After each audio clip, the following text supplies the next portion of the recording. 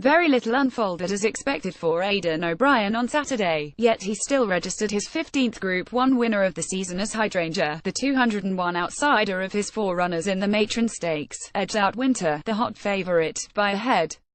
The feature event, however, was a bitter disappointment for his Balladroyle stable as Churchill, the 2,000 guineas winner, finished out of the frame behind Roger Charlton's Decorated Knight, who took the Irish Champion Stakes at 251.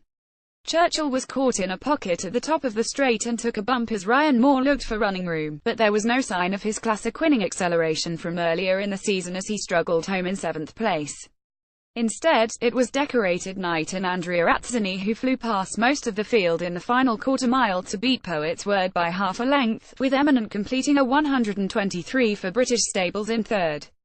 Decorated Knight was the longest-priced winner in the race's history, despite having registered 2 Group 1 wins this season, in Dubai in March and then in Ireland's Tattersalls Gold Cup in May.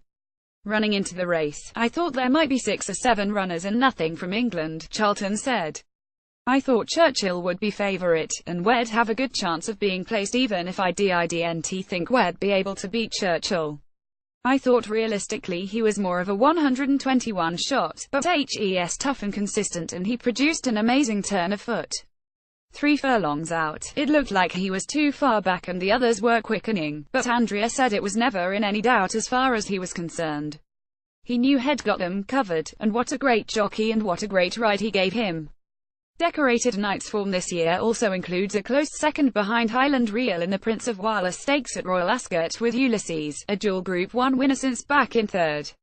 At the 2, as soon as I had a bit of daylight, he was picking up well and I could see I had them covered, Atzeni said. It shows how good a race it was that he was such a big price, but last time on soft ground at York he didn't handle it and the Eclipse was a messy race, and before that, he beat Ulysses.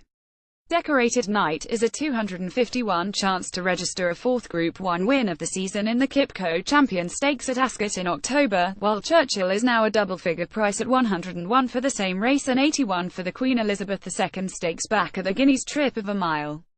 Hydrangea went into the Matron Stakes as the only filly to have beaten Winter, the hot favourite, in 2017, and she emerged with that record intact thanks to her unexpected 201 defeat of her regular galloping companion, the winner of 4 Group 1s already this year.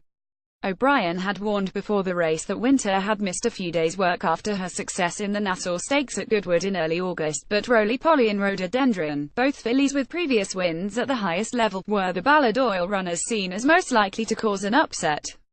Neither could land a blow, however, and while Winter ran well, her usual strength in the finish was missing as Wayne Lordan drove Hydrangea to victory by a head. She was the only one of the 4 fillies that hadn't won a Group 1, O'Brien said, and we felt that Winter was going to improve a little from the run. The Prix de la Peur at Chantilly on Arc weekend could be the race for her. We'll have to decide what we want to do with Winter, but SHES in the Arc. She wasn't ready to go that distance today, but that will leave her right. I wouldn't mind if they wanted to float around a mile and a half and see what happens. You can't be sure what's going to happen, but you'll find out. The Opera is an alternative target for Winter, but she can be backed at 161 to successfully step up to 12 furlongs for the first time in the Arc, Europe's most valuable and prestigious race. At Haydock, Clive Cox felt the need to walk the course before the Group 1 Sprint Cup after persistent rain turned the going to heavy, but his concern proved unfounded as Harry Angel followed up his July Cup victory with a brilliant 4-length success. The 3-year-old was always prominent and travelling strongly, and shot clear of his field with more than a furlong to run as soon as Adam Kirby asked for an effort. With his form now proven on all types of ground, Harry Angel is now top-priced at 64 for the next race on his schedule, the Champions Sprint at Ascot in mid-October.